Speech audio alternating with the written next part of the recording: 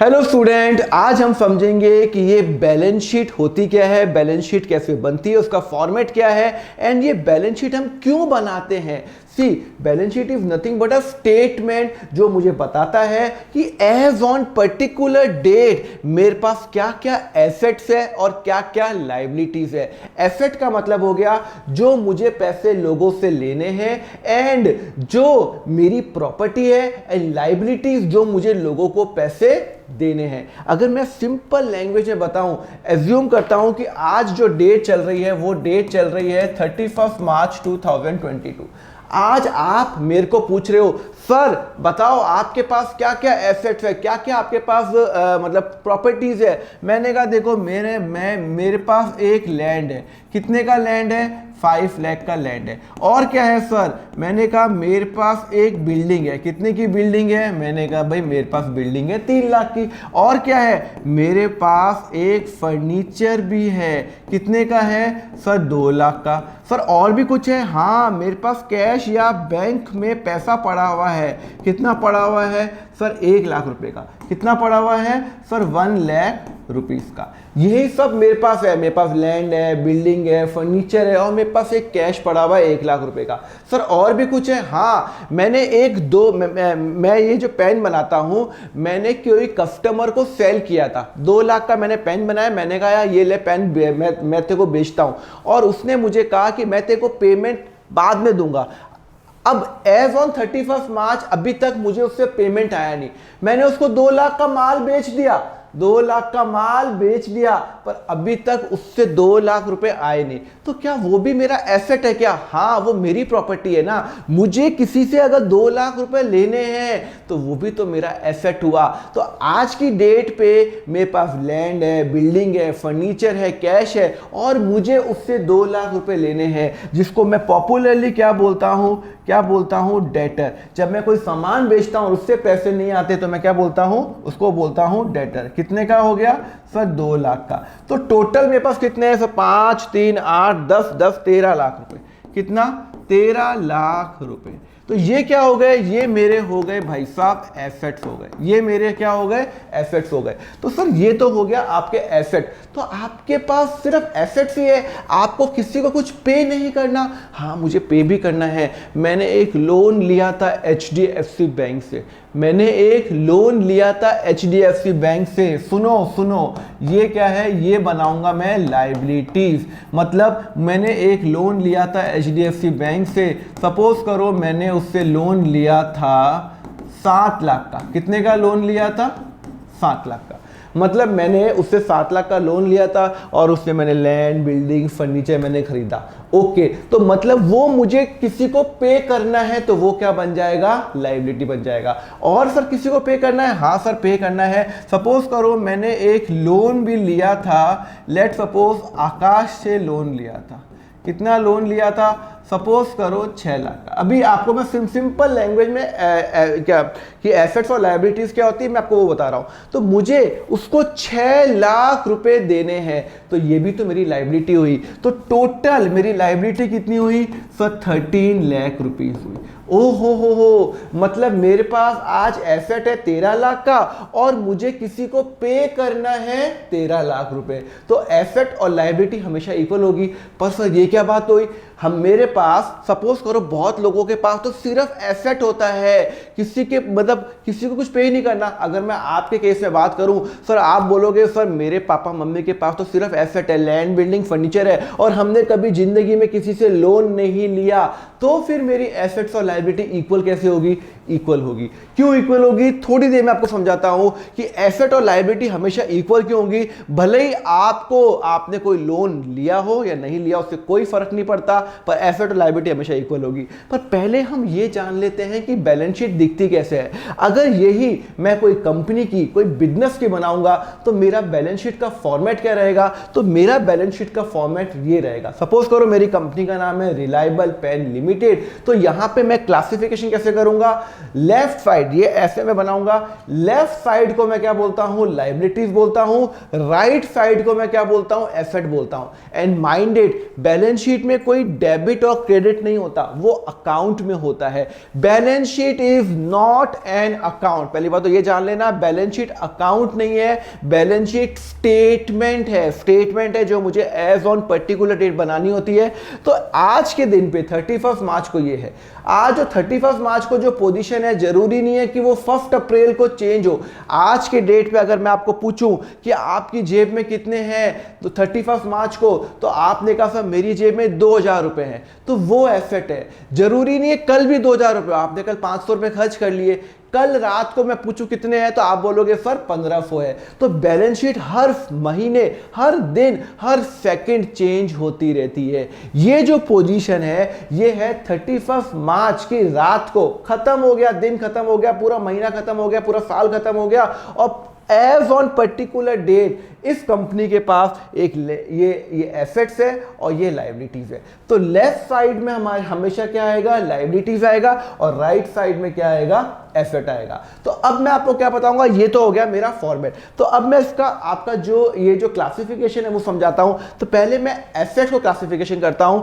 Asset दो type के होते हैं, current asset and non current asset. Current assets and non current asset. Sir ये करंट एंड नॉन करंट क्या होते हैं, मैंने ये डिस्कस कर चुका हूं एक अलग लेक्चर में, पर फिर भी मैं आपको बता रहा हूं करंट एसेट्स और नॉन करंट एसेट्स। पहले मैं डील करता हूं non current asset. Non current assets वो होते हैं जो मेरे पास लैंड हो गया, बिल्डिंग हो गई, प्रॉपर्टी हो गई, जिसकी लाइफ 1 साल से ज्यादा है। आज मैं लैंड खरीदूंगा, वो कितने साल चलेगा, सर वो तो हजारों साल चलेगा। मैंने बिल्डिंग खरीदी, कितने साल चलेगा, सर कम से कम 10 साल तो बिल्डिंग टिकी रहेगी। मैंने एक फर्नीचर लिया, कितने साल चलेगा, सर 2-3 साल तो चलता है। मतलब जो जो मैं चीजें लेता हूं जिसकी लाइफ 1 साल से ज्यादा होती है। मैंने लैपटॉप लिया 1 लाख का, वो कितने साल चलेगा, सर 3-4 साल चलेगा। मतलब उसकी लाइफ 1 साल से ज्यादा है, उसको मैं क्या बोलता हूं, एसेट बोलता हूं। कौन सा एसेट, नॉन करंट, जिसकी लाइफ 1 साल से ज्यादा है।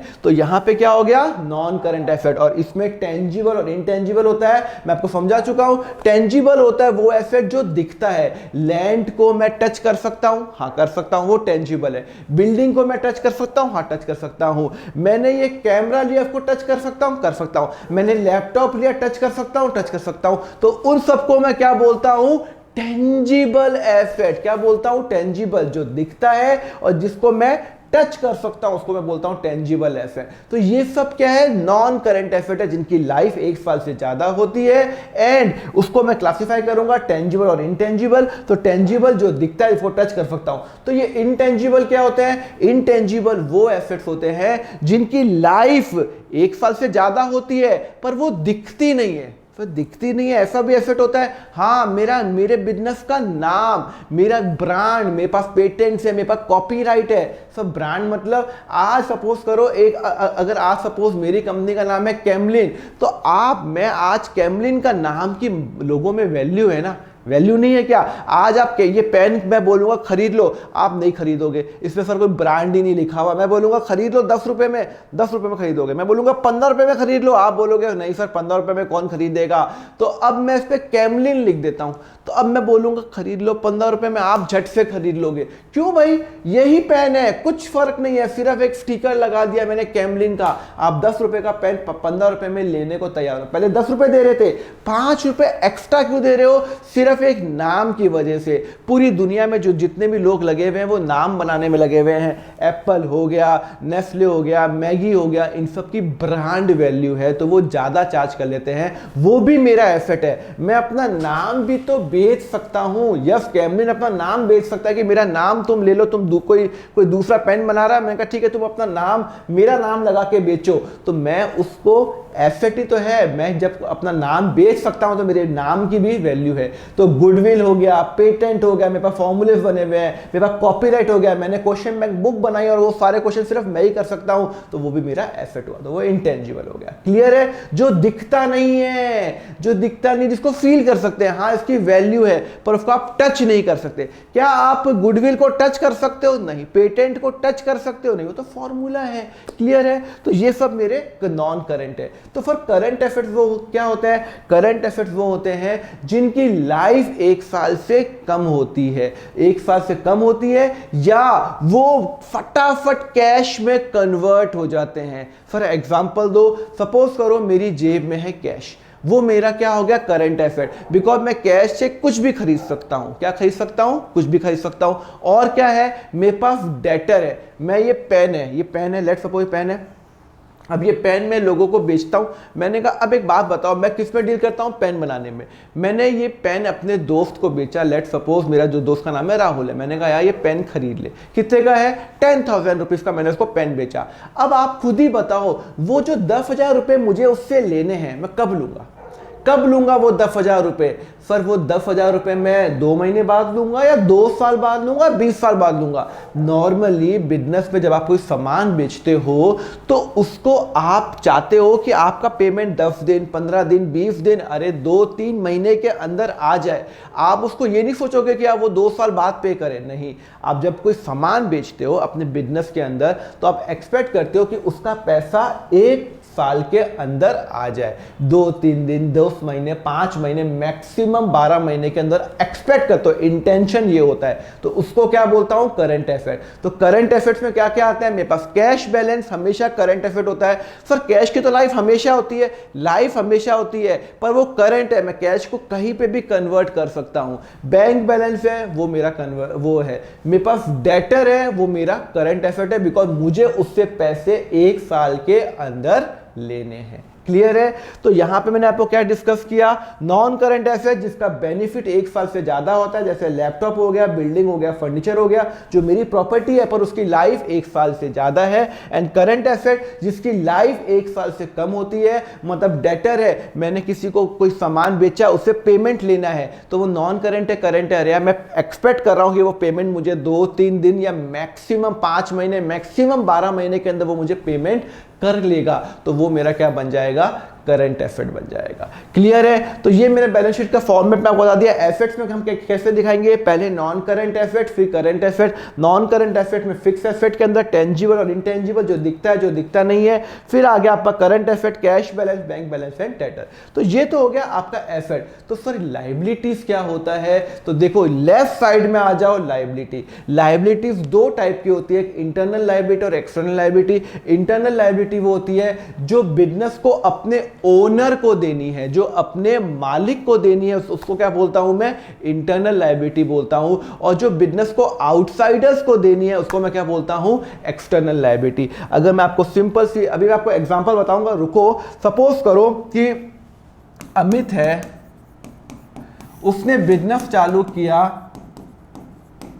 रिलायबल पेन लिमिटेड, उसने ये 5 लाख रुपए बिजनेस में डाले। कितने रुपए डाले, 5 लाख रुपए बिजनेस में डाले, और वो 100% मालिक है। अमित ने बिजनेस चालू किया रिलायबल पेन लिमिटेड, और उसने उस बिजनेस में कितने रुपए डाले, 5 लाख रुपए डाले। तो अब आप बताओ, जब आप रिलायबल पेन लिमिटेड की बैलेंस शीट बनाओगे, आप इसकी बैलेंस शीट बना रहे हो, तो आपको इसके एंगल से सोचना है, आपको इसके एंगल से सोचना है। तो रिलायबल पेन लिमिटेड को अमित को वापस 5 लाख रुपए देने हैं अगर कल वो बिजनेस बंद होता है। मैं हूं अमित और ये है Reliable Pen Limited. Reliable Pen Limited के अंदर अमित ने 5 लाख रुपए लगाए हैं, बिजनेस का मालिक वो 100% है। As per the law Amit एक अलग एंटिटी है और बिजनेस एक अलग एंटिटी है। अब रिलायबल पेन लिमिटेड कल बंद हो जाता है तो उसको ये 5 लाख रुपए किसको वापस करने हैं, अमित को। तो ये क्या हो गई, लायबिलिटी हो गई। अब ये इंटरनल है या एक्सटर्नल है, अरे अमित मालिक है, तो जो भी मुझे पैसे मेरे मालिक को देने होते हैं, जो भी मुझे पैसे मेरे मालिक को या मेरे ओनर को देने होते हैं, उसको मैं बोलता हूं इंटरनल, ओनली ओनर। तो जो भी मुझे पैसे ओनर को देने हैं, मैं हूं बिजनेस रिलायबल, मुझे अमित को 5 लाख रुपए देने हैं जो मेरा कंपनी का मालिक है। रिलायंस इंडस्ट्री को जो भी पैसे मुकेश अंबानी को देने हैं वो हो गई इंटरनल लायबिलिटी। राइट, समझ में आ गया। तो सर एक्सटर्नल क्या हो गया, सपोज करो रिलायबल के पास कितने आ गए सर, अभी सर 5 लाख रुपए हैं। रिलायबल ने एक लोन भी लिया, एक लोन लिया, सपोज करो लोन लिया HDFC बैंक से। कितना लोन लिया, सपोज करो 2 लाख का उसने लोन लिया। अब आप मुझे बताओ, Reliable Pen Limited, let's suppose कि मैं हूं, अब मेरे पास क्या है, 5 लाख रुपए तो अमित ने दिए, 2 लाख रुपए किसने दिए? HDFC बैंक ने मुझे उधार दिया। तो HDFC बैंक कौन हो गया? आउटसाइडर हो गया, ये मेरा मालिक नहीं है। मेरा जो कंपनी का मालिक है वो कौन है? अमित है। मालिक कौन होता है? जिसका फायदा होता है और जिसका नुकसान होता है। मेरे बिजनेस को 1 करोड़ का फायदा होगा, किसका फायदा? अमित का पूरा फायदा। मेरे बिजनेस को नुकसान होगा 1 करोड़ का, किसको नुकसान? अमित को नुकसान। तो जो भी बिजनेस का नुकसान और फायदा झेलता है वो मालिक होता है। HDFC बैंक मेरा मालिक नहीं है। HDFC बैंक ने मुझे लोन दिया है, मुझे सिर्फ उसको पैसे देने हैं। आज अगर मैं बिजनेस में 2 करोड़ भी कमाऊं, मुझे HDFC बैंक को सिर्फ 2 लाख रुपए देने हैं। आज मुझे बिजनेस में 50 लाख का नुकसान भी हो जाए, मैं HDFC बैंक से कुछ नहीं लूंगा। मैं तो क्या बोलूंगा भाई, HDFC बैंक को 2 लाख रुपए दूंगा। तो मैंने किससे उधार लिया? आउटसाइडर से। तो ये कौन हो गया? ये हो गया मेरा आउटसाइडर, और इसको मैं बोलता हूं एक्सटर्नल लायबिलिटी। तो क्या बोलूंगा? तो 2 लाख मैंने क्या लिए? उधार लिए। किसने लिए? रिलायबल पेन लिमिटेड ने। तो ये हो गया इंटरनल और ये हो गया मेरा एक्सटर्नल। जो भी मुझे आउटसाइडर्स को पे करने हैं वो क्या हो जाता है? External liability. तो मैं आपको बता चुका हूं लायबिलिटीज 2 टाइप की होती है। एक इंटरनल, जो मुझे ओनर को पे करनी, किसको पे करनी है? जो मुझे ओनर को पे करनी है वो इंटरनल है, और जो मुझे आउटसाइडर्स को पे करनी है वो मेरी क्या हो गई? आउटसाइडर्स को जो पे करनी है वो मेरी एक्सटर्नल।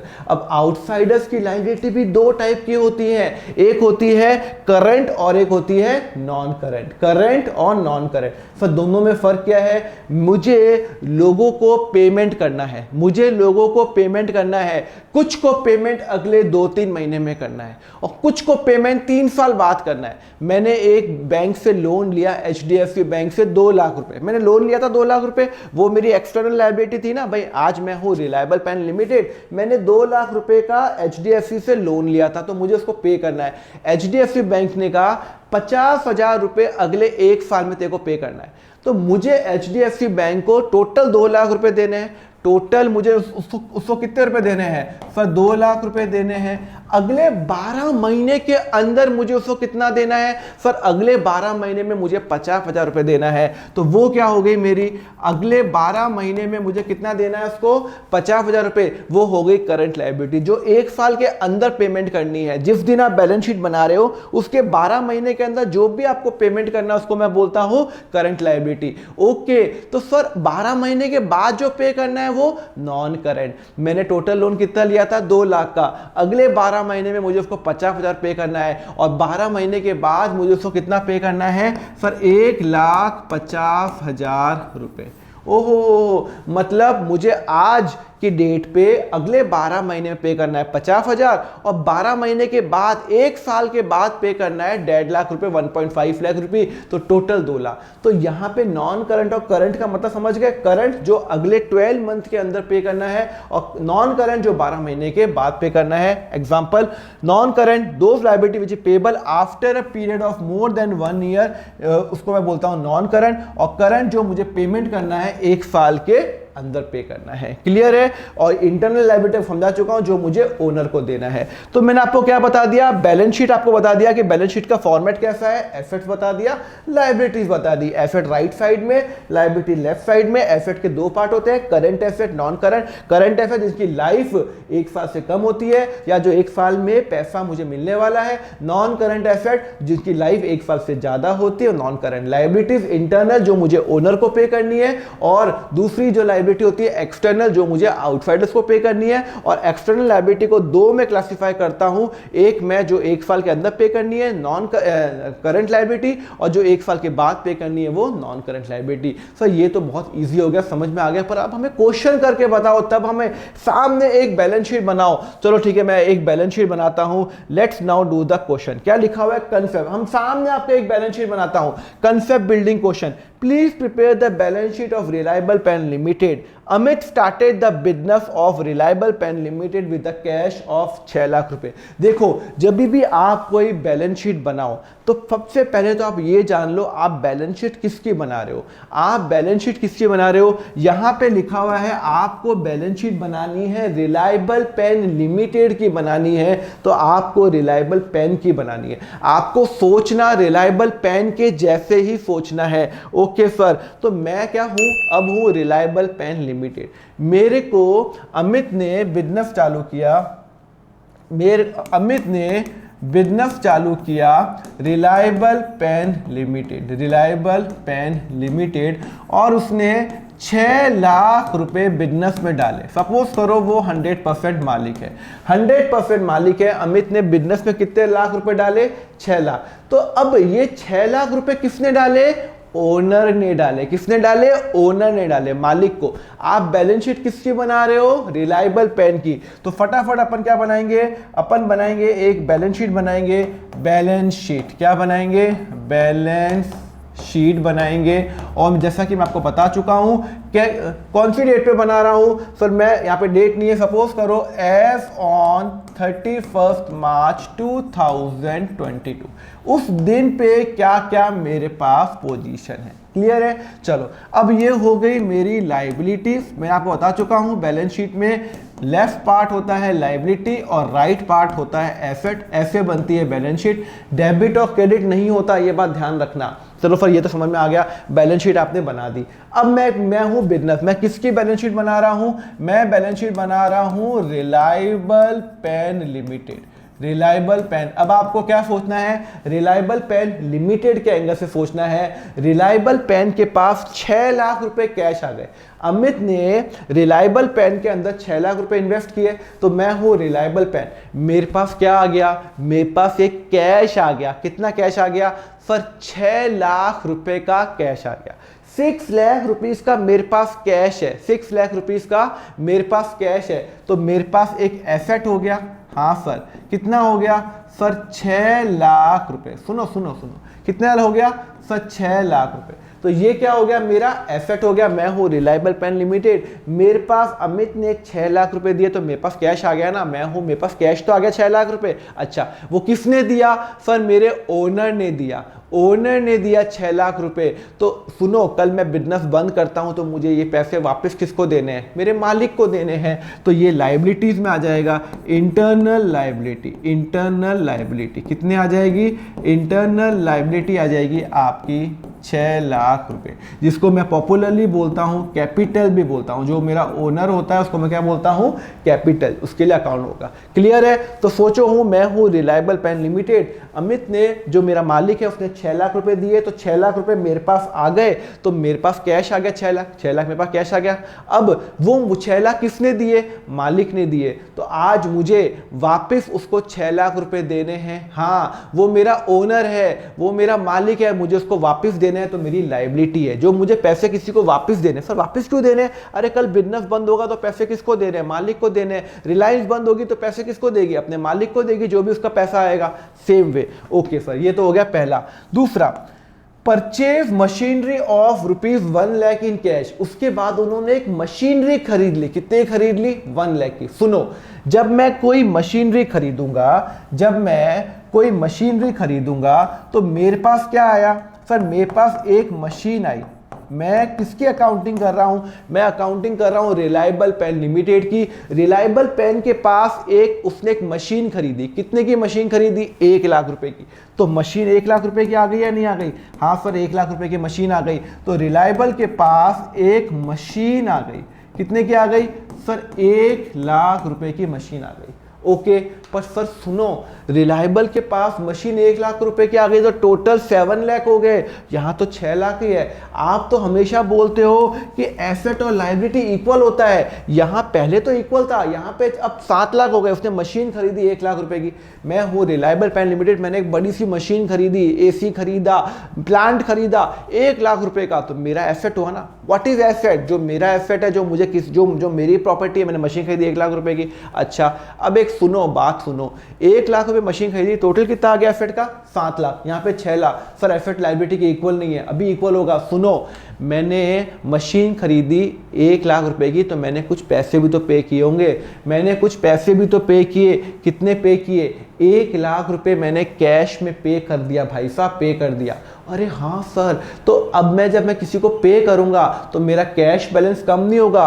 अब मेरे पास कैश बैलेंस 6 लाख नहीं होगा, 6 लाख में से 1 लाख कम हो जाएगा। क्यों? मेरे पास पहले 6 लाख रुपए थे, मैं हूँ रिलायबल प्राइवेट लिमिटेड, 6 लाख में से 1 लाख की मैंने मशीन खरीद ली। अब मेरे पास कैश कितना बचा सर? 5 लाख रुपए। कितना बचा सर? 5 लाख रुपए। ओके सर, तो इसका मतलब है अब आपके पास कैश कितना बचा?